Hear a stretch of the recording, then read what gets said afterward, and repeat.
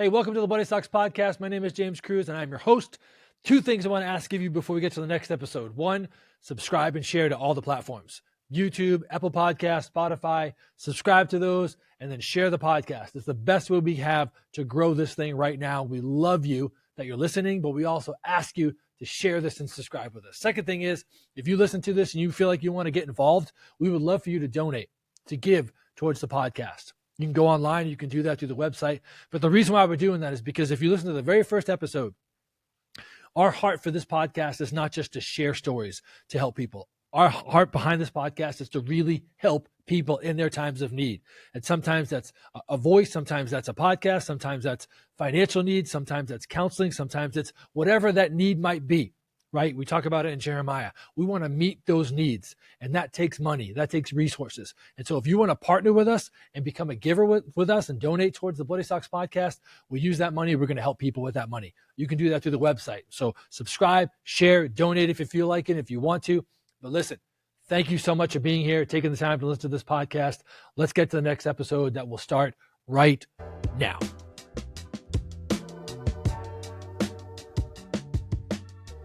All right, I'm just going to jump into it. All right. I'm wicked excited to have one of my actually really long-term now friends in life. Crazy. Chad Wilkerson, we played basketball together at Oral Roberts University long time ago now, but I'm just super excited to have him on here. We're just going to get right into it. We don't do introductions. The first time you ever listened to an episode, really all this is about real people with real stories, talking about how they went through stuff and how they navigated it. With people, with God, and just the realness of life. I think, I told Chad this earlier. The heart of this thing is just really talking to people and letting people share their stories. And hopefully you'll get some hope, you get some inspiration, some information as well, but just really hearing real people talk about stuff sometimes help us in our own stuff. So anyway, thanks Chad for being here, man. Love you, dude. So just introduce Love you, yourself. Well, I'm grateful to be on this. And before I answer any questions, I actually wanted to tell a story about James. And so, like you said, we go back. It's almost 30 years now, which is Jeez. crazy. I think it was 28, 29 years ago. I'm a little freshman. James is actually this super strong, bowed up junior on our basketball team. And I look up to him. I grew up, all my cousins were younger than me. I'm the oldest brother. I never had older brothers. And so James and another guy, one of our teammates, Earl McClellan, were like big brothers to me. So I looked up to James. Well, we're playing in the preseason. We do pickup basketball just with the team in our practice gym. And we do pickup games. We play like to 7 buckets. Well, there was this one guy on our team. I'm not going to say his name, but he cheated every single game. He lied about the score. He was an absolute jerk all the time. He just happened to be 6'8", chiseled up, could just dunk on you, but he was mean to everybody and he picked on people. And I was a freshman. I was a little insecure, and he did this time and time again. After about a month or two of him doing this, he did it to the wrong person. He did something. I can't remember exactly what he did, but he tried to cheat against James. And I see James walking over towards him, and I know it's not a good thing. And I'm like, what's going to happen here? Is this a fight? Whatnot? And James just looks right at him and just slaps him right in the face. And I'm thinking, okay, fight is on. And this guy just says, I'm sorry, James. And he never does it again. And James, I'm just telling you, you didn't really use any words. You just took care of the business. What was going to happen? you wiped out that. But James also, and I love to hear more of your story. I actually have a couple questions for you, but I had so much admiration for him and how he carried himself. And I don't know if people know this on the podcast. You weren't a good shooter. You were the best shooter in the NCAA that year. I think it was either your junior or senior year. You had the highest shooting percentage in the NCAA, but you were, am I correct? You were one attempt short of qualifying for it. One short. Yep. One shot short. And people don't know this.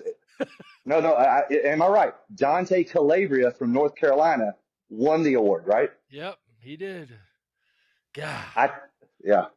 Pass me the ball, Earl. One more. Bill Self put him in the game. That's right. Nowadays, you would have known that going into the last game. You would have been like, I just need one shot. Yeah. But I got to get my bonus. I got to get my NIL bonus. that's right. No, man, I appreciate that, man. God, those are some good times back then. What was it like? For we've never talked about this, but like that freshman perspective of walking in. At that time we weren't amazingly good, but we were kind of on that arc towards getting pretty good. What was it like walking into that? Because we did. We had it was Coach Self, it was me, it was Earl. We had some Tim. It was some established guys that you were Yeah. walking into the gym with. Well, the interesting thing with that is my dream since I was 12 years old was to go to ORU and play basketball. So it could have been any coach, it could have been any players there, Wow. and I would have still gone there. Coach Self actually, I don't know if you know this, but he only had 3 scholarships, and he gave those 3 scholarships to other freshmen, and he told me to wait until the spring signing period. And I think he kind of ran off one of the guys he didn't particularly have in the rotation. And I got that last scholarship. I was this close to not even being able to be there on scholarship, which is, I think that was the crazy part is how many of us had a story like that to where it wasn't, it wasn't a blue chip recruitment. It was this is where I want to go. This is where really a divine timing and appointment for us to even land there all together. Tim Gill across the street. People don't know this. One of the best players in that 4-year run was Rocky Walls, and he was from the same hometown as me. And back then they didn't have YouTube, so they had a recruiting report, and Rocky was 1 year ahead of me, and he was the 34th ranked high school player according to this report on a piece of paper. He was the 34th ranked player in Texas, and they had him Rocky Walls 6'3", and it was a typo. He was 6'8". Now he led the state of Texas in rebounding, but Barry Henson went down to see him and said, "Hey, Coach Self, this kid's not 6'3", he's 6'8". And so these stories, I mean, we all had a story like that. Yeah. And then we land on a team that had great success because of, I just think you wouldn't get that now. No, You wouldn't get that. no, it was definitely, that was a special group of people that Yeah. all kind of connected at the same time. For sure. And even, one of the things I always talk about that group was there was, I was a junior and you were a freshman. It wasn't like we came in together and it was like Right. you had already been there, but it just all clicked. Why do you think it clicked? Just out of your own. Yeah. Yeah. I think Coach Self is an absolute genius at 2 things. And I tell people this. He is unbelievable at getting a team to be mentally tough. And he does that through certain means. He gets them to be mentally tough. But he also did something that I was it didn't sit well with me at first, but he kind of played the bad guy sometimes so that we bonded. And I can say this honestly, my freshman and sophomore year, I rode the bench. I played behind you. I played behind Cliff. I played behind Tim. And I got to play very few minutes. But I tell people all the time that those are 2 of the most valuable years of my career because I experienced what it was like to be a role player. I also experienced what it felt like to be on a team that the bench players, and I can say this honestly, I wanted you to succeed. I wanted Cliff to make the shot. And a lot of times when you're playing for minutes, you want the other guy to, even though he's on your team, if he misses, Yeah. I go in. Yeah. I experienced that my junior year. I experienced that. I played 20 minutes. Another kid played 20 minutes. If he made a shot, he played more. If I made a shot, it's difficult to create that brotherhood. But that sophomore year, especially that last year, senior year, I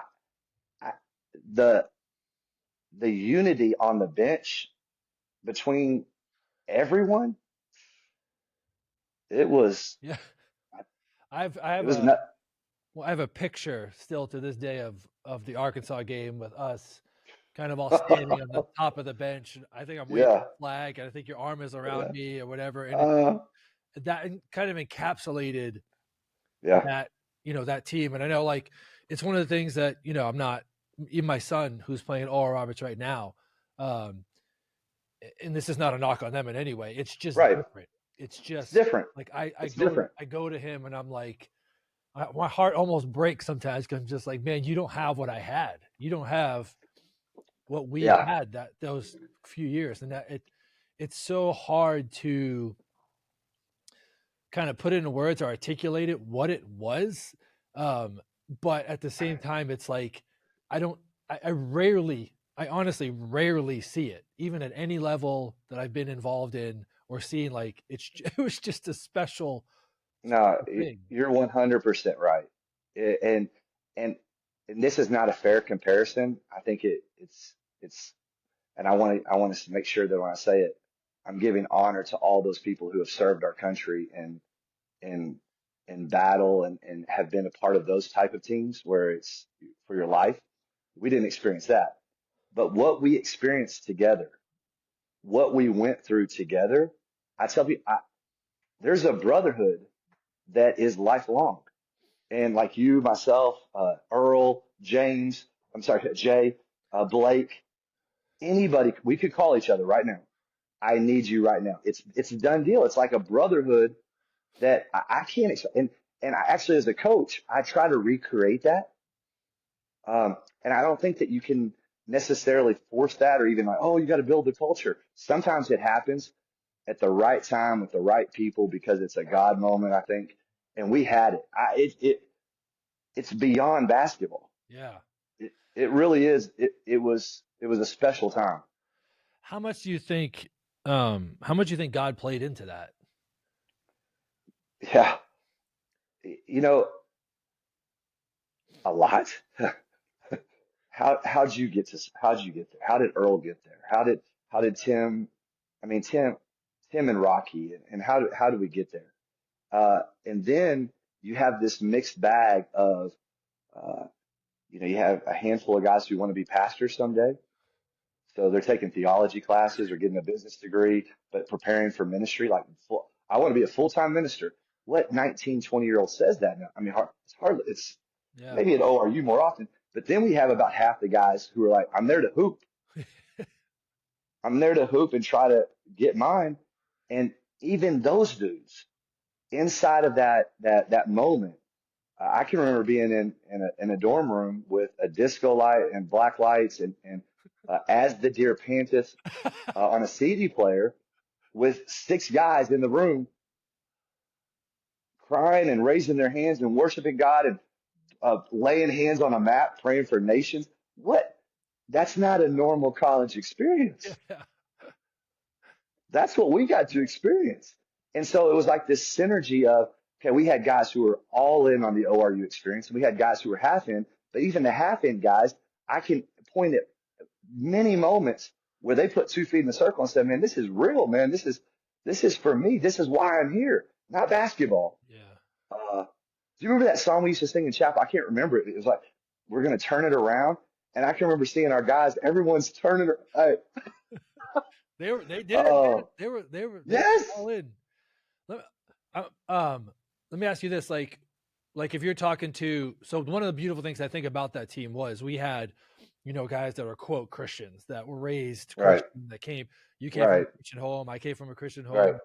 home. Earl was like, how much or what would you say to like other people that are going into environments like that, even sports outside of sports, of just like, hey, I'm a Christian, but I know there's going to be other people on my quote team that are not.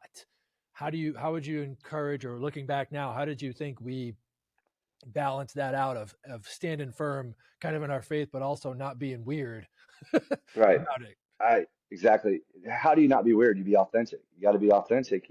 And I'm a skinny white kid from Grand Prairie, Texas, and I don't try to be anything different than that. I don't try to act like I'm uh, something I'm not. And I think we had a complete group of men who were, and some guys, hey, I'm not ready for this experience. I just give me some space. And I can say through the 4 years, it was beautiful to see. Uh, and that's where I go back to the military thing, the shared experience. And maybe they're still doing this. I don't know. I haven't been to a college practice in a while. Uh, our practices were so not just physically intense, but psychologically intense that it kind of bonded us together in a way that I don't care if you're, I don't care if you're going out on Thursday night or not. You're my brother. You just went through what I went through. You did the work that I did. No, I got your back. You got my back. Um, and I wouldn't trade it for anything. Yeah. Uh, so being real, just be yourself. It really was, one of the things that I always, looking back now, appreciated was like he pushed us to the absolute edge. I mean, to the edge of things that I, didn't think I could do. And my story of the bloody sock story. Like I just think to myself, yeah, part of that was me. I'm just a psychopath. I think that's just in me as well. But Yeah, I even think now he never stopped to practice and was like, "Go get your feet changed." He played it yeah, out. You know what I mean? He was just like, yeah, "Fine, you want to go that way? Let's go. Let's see how far." yeah, And I think there were so many times where he would pick out people like Blake or Rocky and just go, "Okay." I yeah, remember I was talking to a guy, um, Bobby Porter actually, uh, about when he decided one day to make Eric a point of contention with Earl. And I don't know if you yeah, remember, he handed the ball to Eric on one side of the court, and he was like, "Earl, do not let him get to half court." And I don't know, in my recollection, it was like 5 or 6, 7. I don't know exactly how many times, but it was like time and time again. Earl just took the ball from him and then handed it back to him with a smile on his face and just kept yeah, doing it. And Coach Self was just breaking Eric down. He was just saying, "You're yeah. not as good." But he did it in a way that I never walked out of practice going, "Man, I hate that guy, but I don't hate that guy." Does that make sense? Yeah, he used humor a lot of times at the end to kind of like lighten the mood where okay, this guy's going at me like I've never been gone. And then he'll just throw in a like, hey, you're a stud. I know you could take it. I am?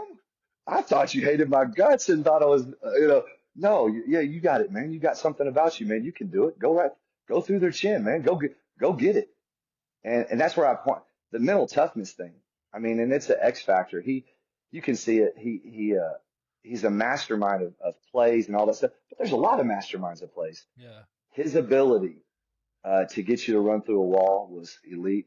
And now when you look back on it, you're grateful for it. Yeah, man, we did that. Yeah, I can do that. I can run 33 times line drills. Yeah, I can do that. Let's go. One of the things that what you just pointed to is one thing that I definitely took away from him was like, even as a dad or as a friend, like, I'm going to tell you, I'm going to shoot you straight. Like, you're an idiot, or like, that was stupid. Or, Yeah, I yeah, try to push my kids really, really hard. Like, my daughter's trying to yeah, get good at basketball. And the other day she was working on basketball drills and she was giving it a half effort. And I was like, "Emma, you got two choices. You can either do it and go upstairs to your room and cry." Like, that's what I told her right, at 12. right. I know you're terrible. But at the same Yeah, time, I was like, "I love you. You got all the gifts and yeah, talents in the world." So that balance of like, just like you said, authentically approaching people, but then on the flip side, making sure they know that you're loved and valued, I think is yeah, such, I think, and I take this to the bigger picture. I feel like a lot of times Christians are really bad at that. It's yeah, really bad at the double side of "you suck, but I love you." yeah. Yeah, I can point to a couple different times where Coach Self gave me words of affirmation, uh, couple times in front of the team, and then one time privately, maybe a couple times. And it, those words resonated inside of me so deeply that I'm 48 years old now and I can remember what he said. Wow. And so I think that's like in leadership and coaching and parenting. Um, that we have to, especially, I have 5 sons, so I'm raising boys. I have to be judicial with what I say. I can see it in their face, and when I speak words of life, and quite honestly, that's kind of where I've landed in my career and my coaching career, and kind of my sweet spot is that's when I want to speak life into young people. I want to say something that they'll remember. I want to call out a gift. I want to call out a word. And I'm tough. I say it to a 12-year-old boy in basketball training.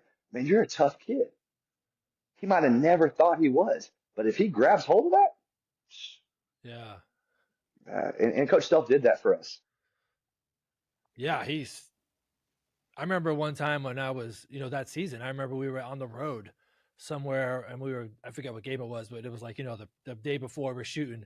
And I think I airballed 2 threes in the shoot around. And I remember him stopping shoot around and going, Kruse, shoot it again. And then I think I missed it. He goes, shoot it again. And he did it until I Yeah, made it.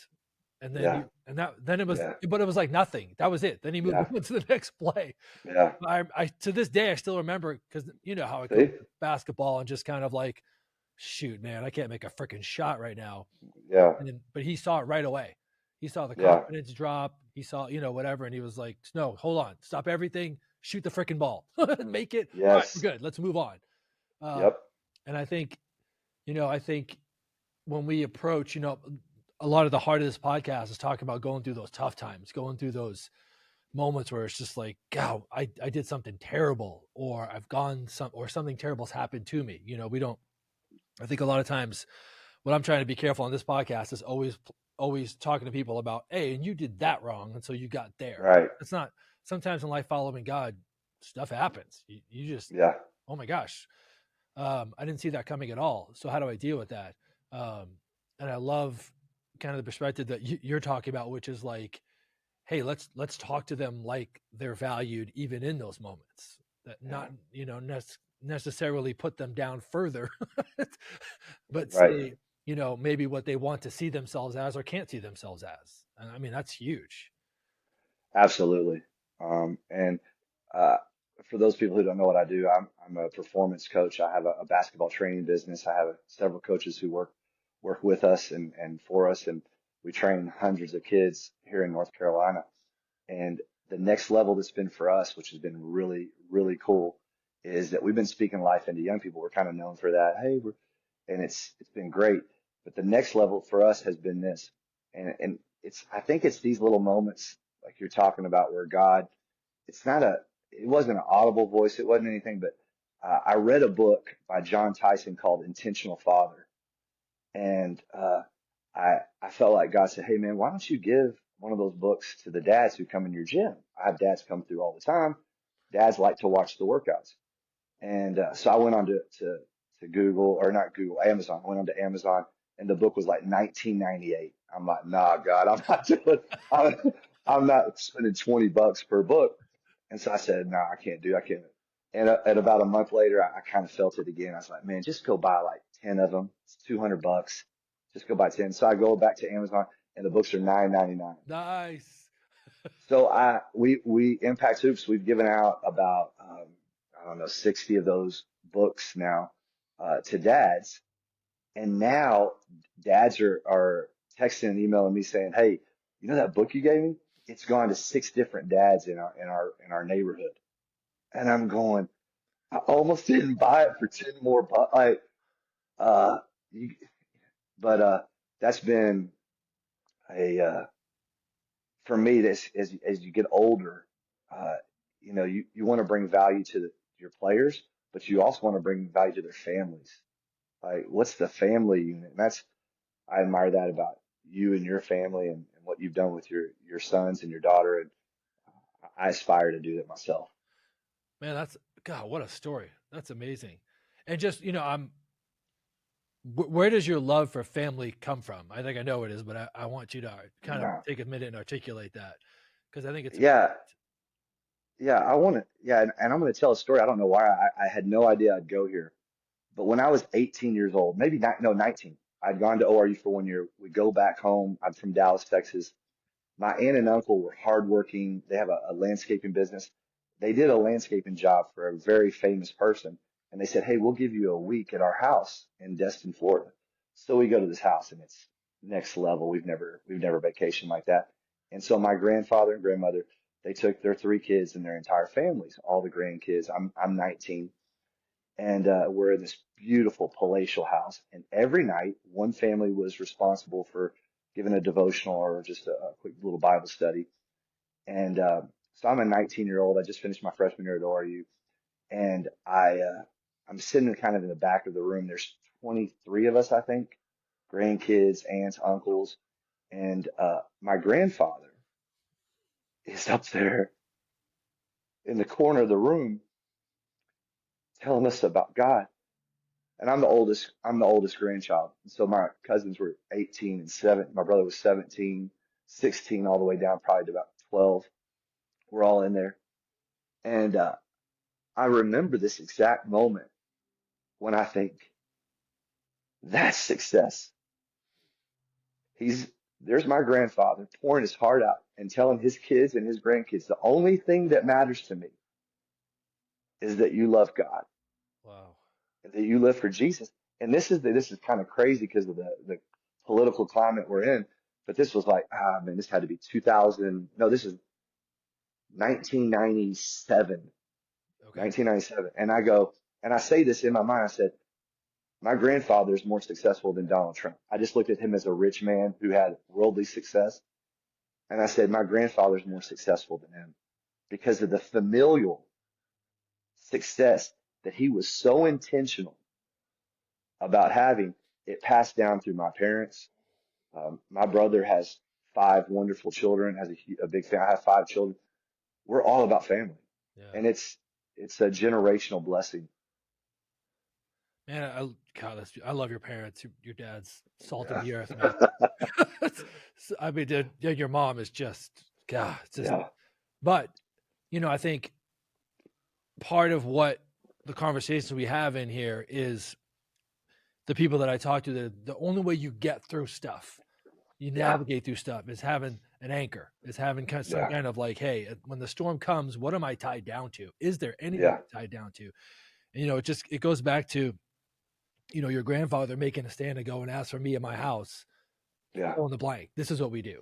Every yeah, family has that mantra.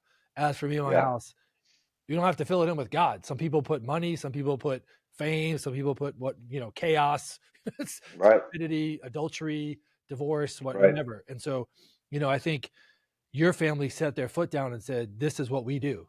We serve Yeah, God. And that is just, and let me ask you something, because I'm just going to be flat on it. Like, there's been times where you didn't, right? There's been times right. you kind of swayed. Do you feel like that was always kind of in the back of your mind, or like brought you back? No, it's interesting that you asked that question because I was thinking about it as I was finishing. I I actually get closer to God in the most difficult times. It's when things are going real well that I find myself drifting. Yeah. And no, like and I've had, just like everybody else, man, I've had things happen to me. I've done things that have been damaging to the people I love and damaging to the people around me. And inevitably, there's not a shadow of doubt in my mind of where my rock is. And so I find myself in those moments going deeper into my relationship with God, into the Word. And like, for me, it's a lot of times it's a song. Like I remember I was going through a tough time, and my wife and I, we'd go on a walk. We were living in North Carolina, and there's this beautiful park, and we go through on this walk with our little miniature dachshunds before we had kids, and we would walk this path. In the first 2 minutes of the walk, I would sing this song, and I am not a good singer, and it was an old school song that most people don't know, but I sang it every day, and that song ministered to me, ministered to my wife. Uh, but I know where to turn to. You know what I'm saying? And Yeah. like you said, it's going to happen to everybody that's watching this. Uh, we're going to have suffering. We're going to have challenges. We're going to have setbacks. We're going to have failures. Where do you turn to in those moments? There's no doubt for me. I know. I mean, and it's, I have to be intentional about in the good times. Amen. Stay connected to the source. Yeah. I love that, because we don't, we there's two sides of that coin. There's the kind of the preparation for the bad times. And sometimes when you're on a, even in sports, you go on a 20-game winning streak, all of a sudden you think you're awesome, and then Right. you're like, oh, we're not. you know, Humbled. any given, Yeah. time and I say this to people all the time, the guys I work with, just like, every time you walk on that field, you don't know. You don't. I don't Yeah. care who you're playing. I mean, we saw that firsthand. When Arkansas came in, people didn't give us a chance. We did, Right. but Yeah. there's any given Sunday, but it's also in the spiritual life as well. You don't know what's coming tomorrow. You don't know. Right. It could be the greatest blessing you've ever seen in your life. It could be the most hardest thing you're ever going to walk through. And so Yeah. having, that preparation side of it is, hey, when things are good, I'm going to enjoy it. Man, I'm going to Yeah. be like, this is awesome. Freaking A, man, this is great. Yeah. But at the same time, not losing sight of the idea that I'm always ready. I'm always Yeah. not looking for something bad, but I'm always ready for something. Hmm. Yeah. Perspective. I mean, and I find myself having to remind myself and my family, perspective. We live a very blessed life, and most Americans do. And so I played basketball overseas for a number of years. Yeah, And where'd you play? okay, so I played in Budapest, Hungary. I played in Lisbon, Portugal. I played in London, England, and then I played in Istanbul, Turkey. And then I don't know if I should go here, but I did play in the Philippines with Dennis Rodman on a 10-day. I don't know if you know the I story. did not know that story. What? All right. Did So not.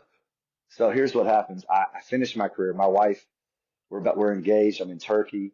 And she said, I said, hey babe, I'm about done with my career. And she's like, let's get married. I said, okay, I'm done.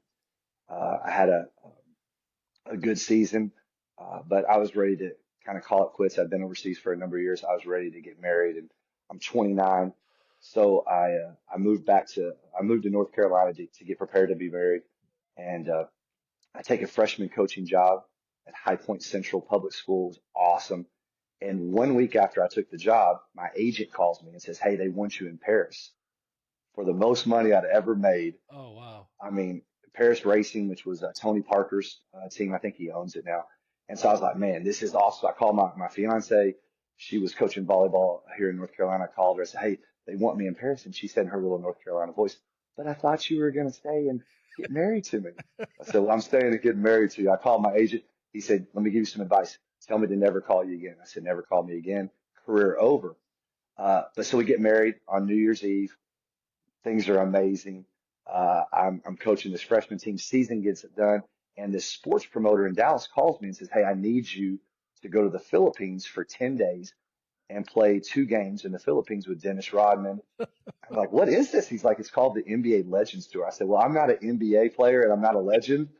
He said, "It doesn't matter. We'll pay you to come." So I asked my wife. I said, "Hey, can I go over there for 10 days? It's 2 games.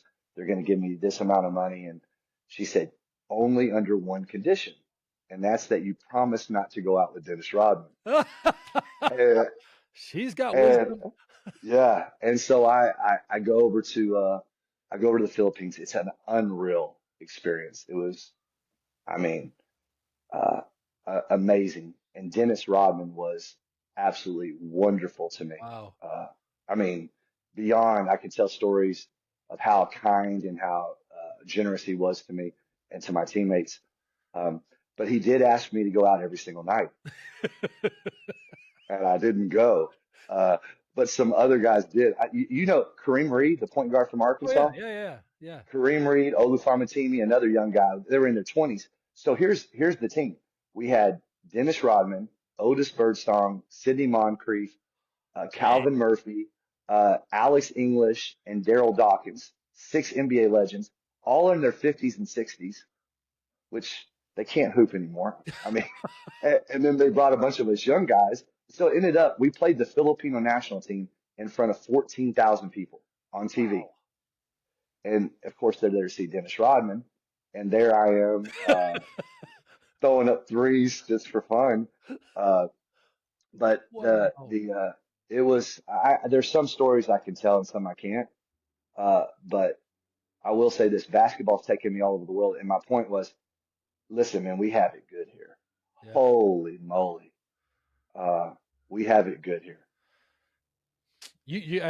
Just take a second while I'm thinking about it and kind of share about your book and ball, man. I think that's such a freaking Yeah. amazing thing that you do. Yeah. I got the book and the ball. Yeah. That's So why try to I'm promote drinking everybody that does my everything on here. kava tea and my book and the ball. Yeah. Another thing, just randomly God says, hey man, Bible and a ball. I, And here's the thing, and I don't know if this has happened to you, James, you've done a lot more pastoring than I have. But when people are pastors and they see maybe a certain gift or two in people, they want them to be pastors too. Everybody wants me to be a pastor. Chad, be a pastor. Don't be a coach, be a pastor. And I never, that wasn't, and unless it changes, I don't feel that. I mean, I've never felt God called me to do that. He's called me to coach. And so, um, just like the book thing with giving it to dads, I felt like God said Bible and a ball. Don't try to be a pastor. Do what you're good at, and that's I I love giving basketball clinics or being around sports. So Book and a Ball is a nonprofit. We give these. It's called Book of Hope. It's basically like a salvation track. Okay. We give those through a ministry called One Hope. One Hope is unreal. They're they're one of the they're probably one of the number one ministries in the world that people don't know about. It's Rob Hoskins, One Hope. Check them out and give to Yeah, them. for sure. Uh, but we get their books and then we buy basketballs and soccer balls, whatever the kids like, and we partner with teams that are going out. We send stuff out. Uh, I am excited. We are partnering with Trinity Church in Cedar Hill, Texas. We're going with them in July to Uganda. I'm going on this trip. I haven't been on a trip in a while because of little kids, and we're doing some clinics for they have these incredible outdoor courts. They only have two indoor courts in Uganda. So the national teams are coming to the outdoor courts for us to do some training. Wow. And they have some of the top women's coaches in Dallas are going also. And so we're going to be working with the women's national team, the men's national teams, and some locals. And it's a huge project. Yeah. It's going to be amazing. And I'm excited. I have a nephew and a niece that are from Uganda. So it's another familial Yeah. Yeah. link to that story. And so it's going to be Book and a Ball. And the cool thing about Book and a Ball, my partner and I, Casey Stewart, we both have full-time gigs. Whatever people give to Book and a Ball goes straight to buy balls Yeah. and to give into orphans. Man, it's just cool. It's just, I think that's It what is cool. we talk about a lot. I talk with people a lot as you get caught up, especially as Christians, in this like quote ministry thing. Right. Like I got to be on a staff somewhere. I got to be in ministry, and I was on staff for I don't know, too long. Yeah. Yeah. I've been on staff forever in churches anyway, launched my own church, but you get caught up in like, and this is one thing I'm passionate about is people look at the guys in the ministry quote and say, oh, they're going to do it. Right. Oh, Yeah. they'll have that. Or there should be some, Yeah. the church should be provided. There's some church should have all of these things. And that's not, I think God's given each person passions about things. And Yeah. God gives you everything you need to pull off what he's called you to do. There's partnerships. Sure. That's awesome and amazing. Yeah. But, if God's, if you're listening to this podcast and you have a passion, man, step out and do it. Just take it. Yes. People on, just as I get into this podcasting thing and all the social media and stuff. And one of the things I see all the time by people on there reading and studying about is just like, people are like, how did you build whatever, quote unquote? And they're just like, I just started doing it. I just started doing it. Yeah. There's no like magic Yeah. key to it. There's just start, Right. And I feel like that concept, I think is really one of the concepts to deal with hard times in life. Like, Yeah. just get up tomorrow. Yeah. You know what I mean? Like, Yeah. just Yeah. put on a worship song. Just take Yeah. one step. You're not going to solve Yeah. the world's problem. Like, I love what you just said about like taking a walk with your wife. You didn't solve every problem on that walk, Uh-uh. right? No. What No. it was just a start, or it was just a step towards something. Yeah. Yeah. I've had two people send me this video in the last 2 days. And it kind of goes with what we're talking about. James Naismith, who invented basketball, the real story behind the game that I didn't know until I just got this video sent to me by a couple pastors. They said that James Naismith was working with the YMCA and he was helping send out missionaries. And so he created the game of basketball to give to missionaries to take. And that's why basketball became global so quick. And so he originally, in the rules of basketball, he had like a stick involved. I don't know how. But he said, he said he prayed about it and God told him to take the stick out because he didn't want it to become like golf or tennis, like a rich man's sport. He said he needed a sport that could go globally. And so he Wow. trained these missionaries to teach basketball, and he had like this mission statement to like bring men to the master through the game of basketball. What? And yeah, yeah. And so for here, and you've probably been a part of these type of things where, and I get this story all the time with Book and a Ball. We'll send basketballs or soccer balls, and these ministry teams go out and they do VBS and they do a women's conference and they do all these amazing things, and things are going great. And then they get a group of kids and they pull out a soccer ball, and every heart is open. Yeah. The kids go have fun, and then every kid that had a stone wall, that had gone through hell, and there was no way to crack open his or her the window to their heart, Yeah. the ball started it. And then the transformational word of God through a someone with a conversation, not a sermon. Hey man, what have you gone through? And then that open door. And I didn't know James Snake basketball was created That to is spread the gospel. crazy. What? That is crazy. I didn't know that till a couple of days ago. I love it. It makes me I happy. look that up, man. That is wild. Yeah, I'll send you the video, and I hope the guy's not lying that did the video, because I haven't researched it. I just got the video, and I'm like, really? It's not like any other sport. It was specifically designed to win men for the master through the gym, through basketball, Yeah. And and that's been a big part of our life. yeah, I think about all the times where all of my friends, all of the people that I, like you had said, like pick up the phone and call, like most of those guys, if not all of those guys, come back to sports, come back to Yeah, that avenue of my life. I've been yeah. in the ministry. I've worked on staff at churches. I'm not friends with guys on No, the thing. isn't that true? It's crazy. It's deeper than transactional relationship. I don't know, and I don't know what it. I only equate it to like going through like the shared conflict, the shared strife, the difficult. I think the difficulty Yeah. is actually part of the recipe for brotherhood. Like, and it's like, part of this podcast is like we go back to you go through some of the roughest times, man. You got to know where you got to turn, Yeah. and you need a rock. Uh, and I consider my ORU teammates.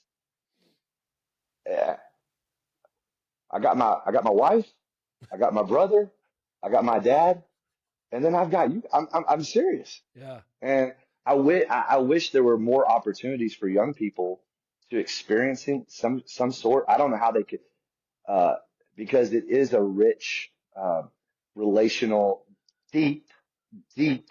And Yeah. like you said, I've had unbelievable, principals and headmasters and athletic directors who I love. I love working with them, but when it's over, it's over. Yeah. I've had players like that. I have some players that I stay in contact and there's that deep connection. And some when it's over, it's over. But like that team, like us, bro, Yeah. nah, And I'm thankful to God for it. That's why I'm thankful for that experience. I think maybe it's special. Maybe it's yeah. not normal. No, I think in a broader sense, it's what my passion is, even doing this podcast, is Yeah. to find people that can connect with other people. So like there's a girl that's Amy's gonna do her podcast. She lost her husband, Brian. You know her. Brian Yeah. Stokes. Her story is absolutely insane. It's amazing. Um, and and even her heart was like, I would love if there's other girls that are going through this. I would love to be someone for them. I love to share. So, you know, what I hope and pray for this whole podcast is to build like a whole Yes. kind of outlet, kind of place where people can go, oh yes, that podcast. There's another guy that's going to come on that went Yes. through bankruptcy, that has walked through just losing everything. That somebody on here can Yeah. go, oh man, yeah. And every person that I bring on here, I always tell them, listen, you're going to share your story. It's going to impact people.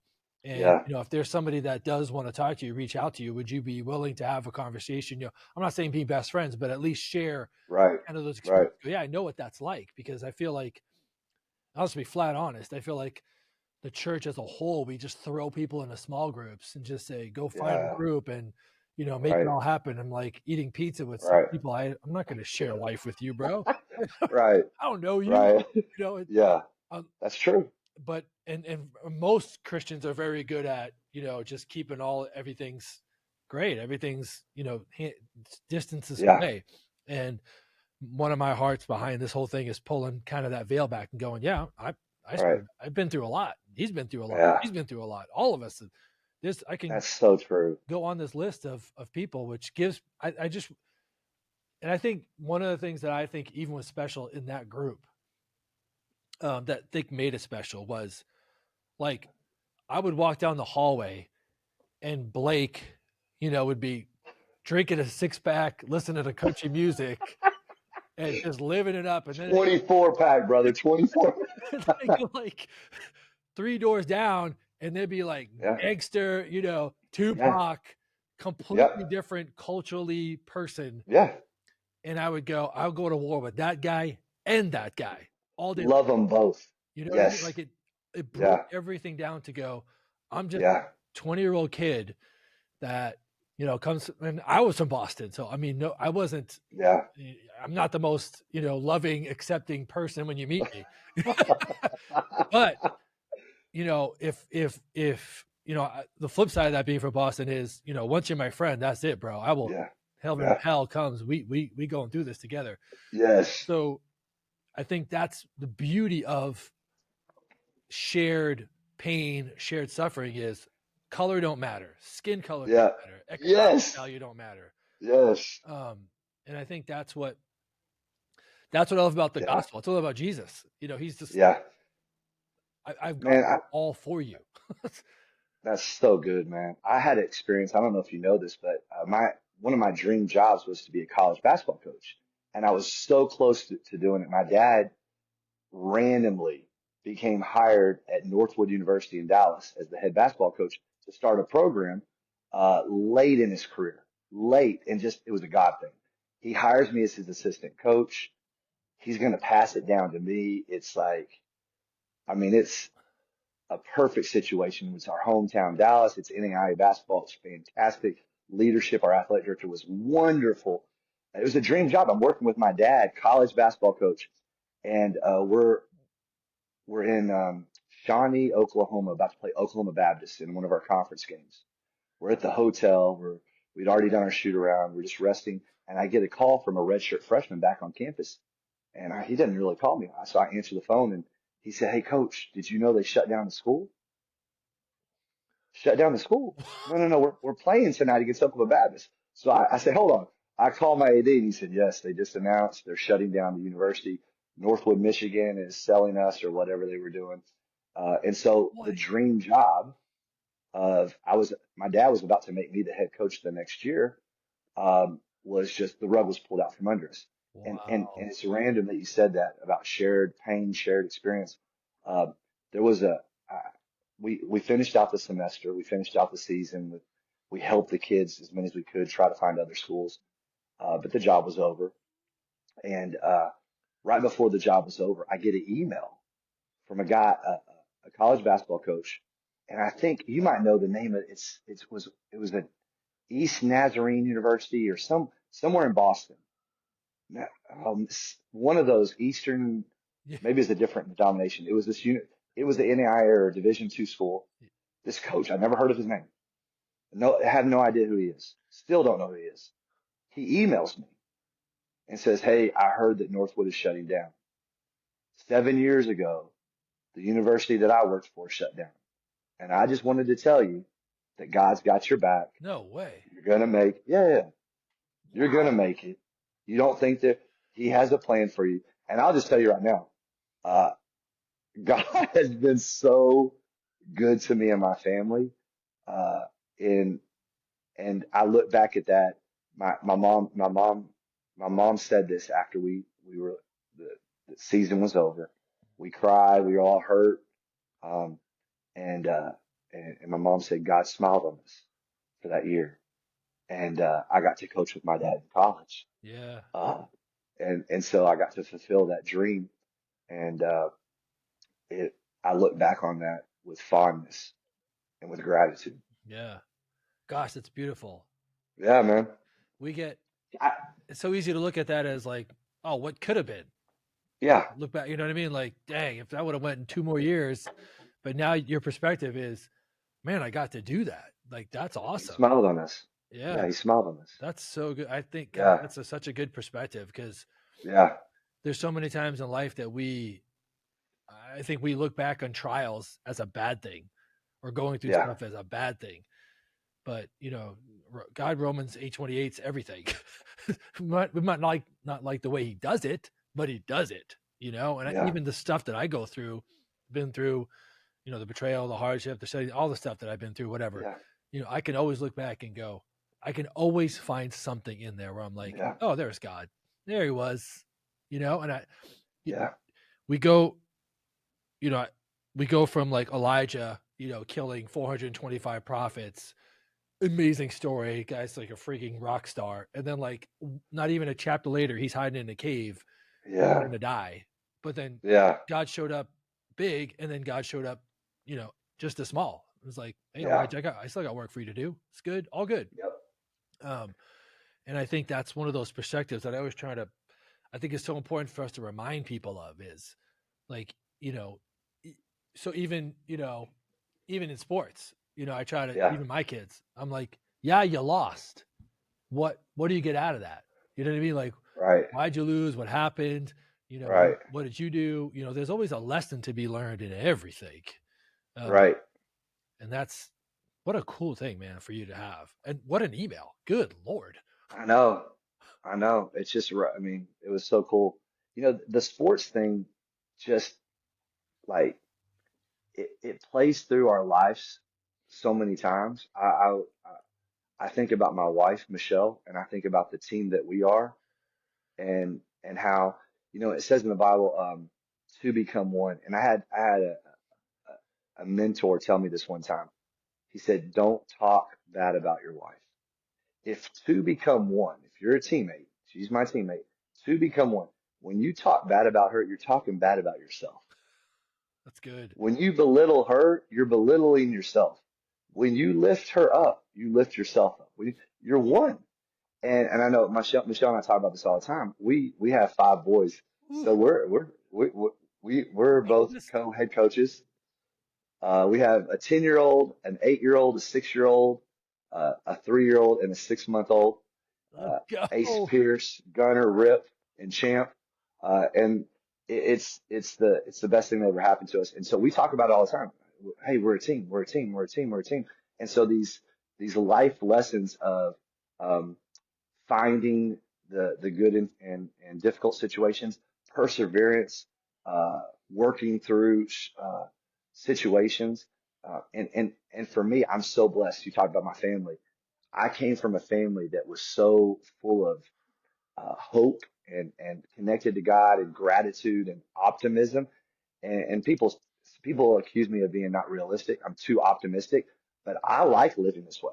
Yeah. Actually, personally, you can be realistic. I'll just stay optimistic until I go to heaven, and we'll see how it turns out. I don't know, but that's who I am. That's just how I live my life. My wife is a little more realistic, but we make such a good team together. And my point is this: is that the lessons that you learn in sports, and you said about connecting with people. If you're watching this and you see people refer to me in my basketball career in one certain moment, one award I got, and I honestly don't like it anymore. He was this. I Yeah. don't even. I don't care. I don't care that I was that. It was an honoring moment in my life. But if you've been fired from a team and let go, like I was in Portugal, if you've been let go from a coaching job, if you've experienced uh, failures in your sporting career on or off the court, I would love to connect with you. And I mean, I've walked that. Yeah. I wasn't just the da da da da honoring. No, I got fired. I got let go. I had a horrible game in England, and they decided to bring in another guy. I mean, that's Yeah. that was the full journey. It wasn't the one time they gave me an honor. It was the full journey.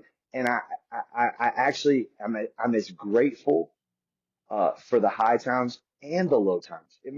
Now I can parent well. Now I can husband well. Now I can coach.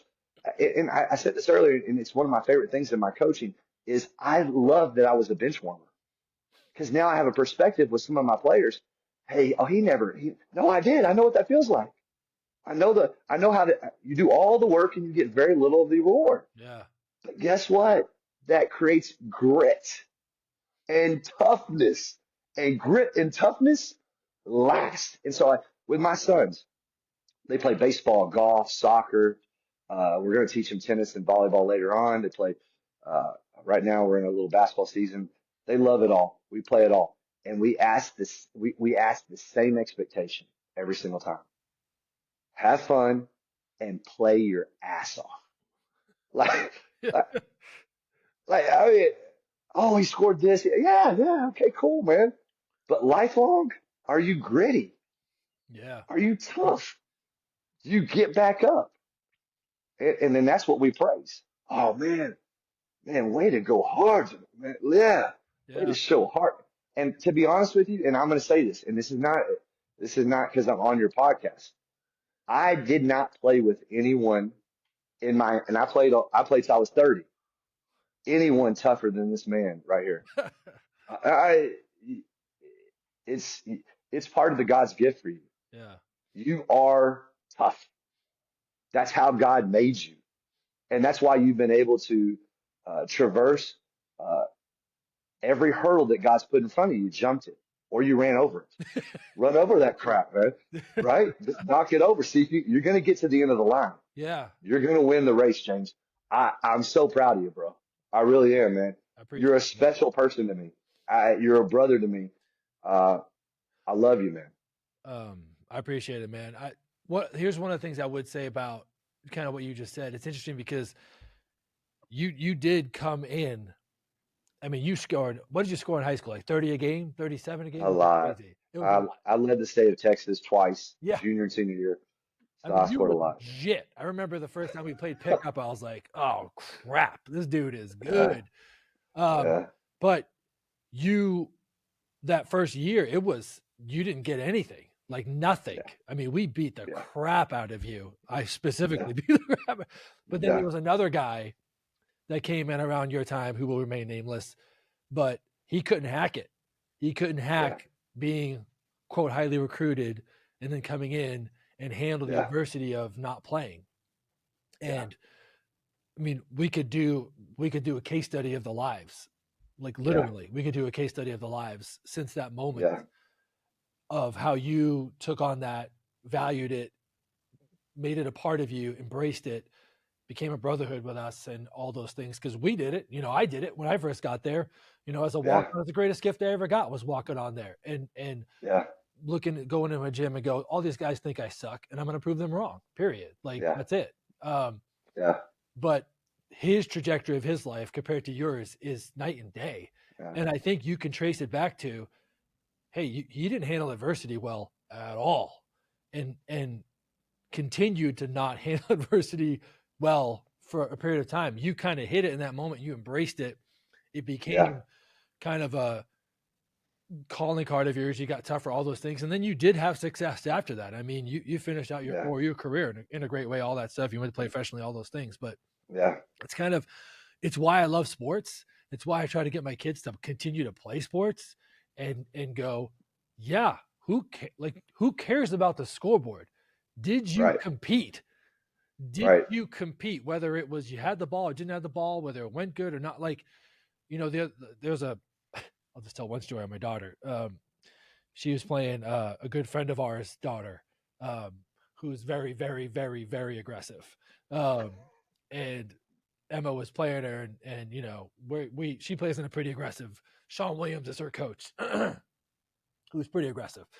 He's awesome. He yeah, yells like crazy, pushes her hard. Anyway, so she was guarding this girl. They were going at it the whole game, and then Emma kind of got her to the sideline, and the ball went out of bounds off of her, and she looked at Emma and she said, "You called her, you stupid," and then the B word to my yeah, 12-year-old daughter.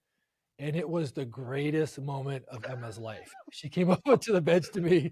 She slapped me high five. She goes, Dad, I got her to call me the B word. Yeah. And I was Yeah. like, you're tough. Like, you're just tougher. Yep. And I was like, Yep. I remember sitting down after the game and going, Emma, bigger than basketball, you are the toughest person in the room. That's your goal. The scoreboard doesn't matter. If you can get through adversity, because that girl was, Yes. I mean, she was cheap shotting her. She was doing it all. Yep. She just kind of kept going. I'm just going to keep going. I don't think we put enough, especially in the culture we live in. We don't let our kids go through that stuff sometimes enough, Right. or Right. celebrate that enough. And I think you have always been so good at celebrating the good, the bad, everything, and kind Yeah. of framing it in a way of, we got this, let's go. Yeah. And I remember, believe that. yeah. And we need more people like you, bro. I know I do. I know every time I call you or text you, it's like I feel good about my life after, no matter what's going on. You know, I appreciate that. I appreciate that from you for 28 years now. Yeah. No matter where I've been, Boston, here, Tulsa, doing whatever, every time I get on the phone, you're like, love you, Kruse. You got this, man. You're the best. You're a good dad. You're a good husband. You're a good whatever. And kind of as we wrap this up, I think no matter, even in those times when you were going through something probably not good, you still found a way to speak life into me. And I think that's something that is a really cool attribute that I'm trying to be better at, is even in my crap life, finding somebody to go, yeah, you're good. I might not be good, but you're good. Let's celebrate you. Let's get it off of me and get it on you.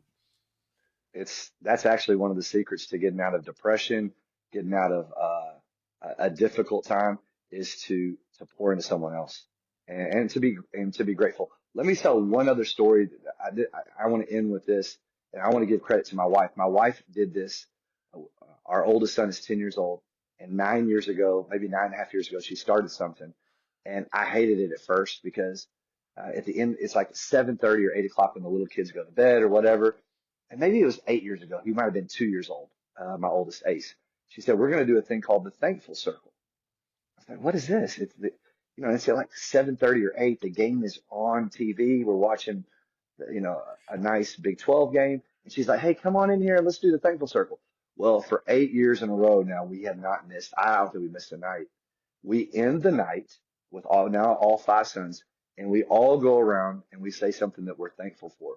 And a spirit of gratitude and pointing to what God's done positive just in that day. And I'm thankful for watching the UConn Huskies win tonight. My son loves the UConn Huskies. Yeah. I'm thankful for going to the park. I'm thankful for hitting that home run. I'm thankful for my brother. We end the night with a spirit of gratitude. It just sets an atmosphere in our home. Nice. And we end it with a prayer. I would encourage other families to try it. I mean, I would love for you to try it. It's something that I bucked at first, and now I can't wait for the Thankful Circle. It's the highlight of the night. I don't care what game is on. Man, I'm about to hear my 3-year-old say 2 or 3 sentences of what he's grateful for. Oh, come on, man. That is so countercultural right now. Thank you, Michelle. You're awesome. You got a gem there. Yeah. That's well. Listen, man, I'm thrilled, man. We talked for over an hour. Dude, I love it. Thank you for being Manchester. Thank you for being you, bro. I've always appreciated. Thanks, bro. So listen, if you're listening to this podcast and you want to connect with Chad, let me know. We can find a way to hook that up. But if you want to support Book and Ball, man, that's an awesome thing to do. I'll put on the website a link to Book and Ball for people to support that as well. We love you guys. Listen, we're going to keep doing these podcasts as long as we can do them. So if you're out there and you need help, or you need encouragement, you got two dudes right here that would love to encourage you any way we can. Yeah. So if you want to say one last thing, Chad, then we'll get out of here, man. I just appreciate you, James, man. I'm grateful to be on here and just share a little bit. Love you, man. I appreciate it, man. Love you too, bro. See you next time.